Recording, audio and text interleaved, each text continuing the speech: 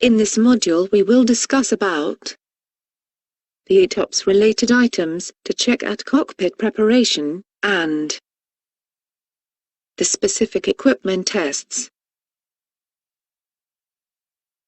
Be aware that in this module, we are going to speak only about cockpit preparation related to ETOPS. Other aspects of the flight, such as North Atlantic high-level airspace, oceanic and polar routes, are taken into account, but not discussed. Now in your aircraft, let us see how to check the equipment relevant to ETOPS operations. As we already discussed earlier, many systems have to comply with ETOPS requirements. The MEL provides the minimum configuration of systems to ensure a safe ETOPS flight. As per Airbus SOPs, perform an e-camera call. This action enables to display on the EWD all alerts that are still active.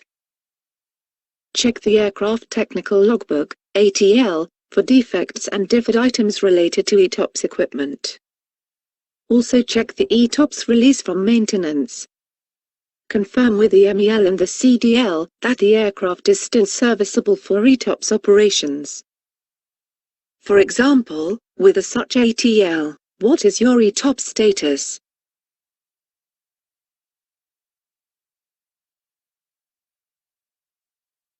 The answer is that ETOPS is not permitted, as it is mentioned in the MEL operational procedures. The dispatch of the flight must be reviewed. Thanks to these actions, we anticipate problems that could affect an on-time departure.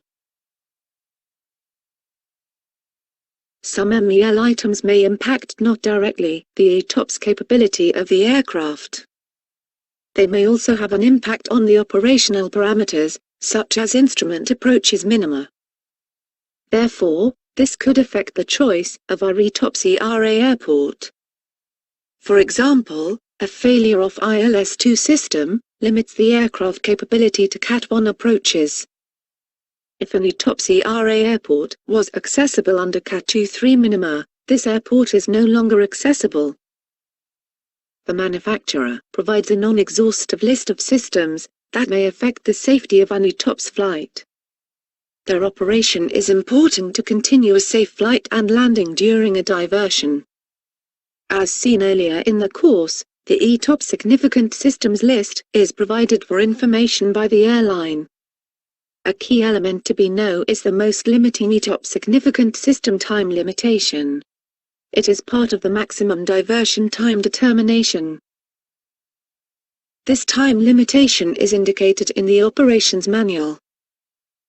And before to depart, the flight crew must ensure that the greatest diversion time of the flight do not exceed the most time-limited systems. Some additional system checks may be required prior each ETOPS flight, depending on the aircraft type. They are listed in the FCOM. For example, on the A320 family, a fuel crossfeed valve check is required. Also, specific system checks may be requested by the maintenance department.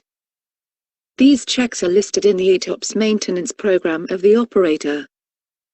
They are part of the ETOPS reliability program. For example, on A330, an APU in-flight start is periodically conducted to monitor its reliability. Now it's time to answer a few questions. As a pilot, where can you find the cockpit preparation procedures dedicated to ETOPS?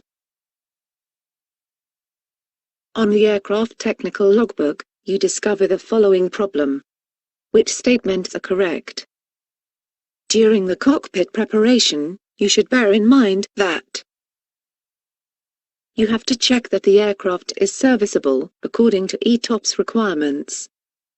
You may consider that, if the ETOPS capability of the aircraft is degraded, you have to replan the flight.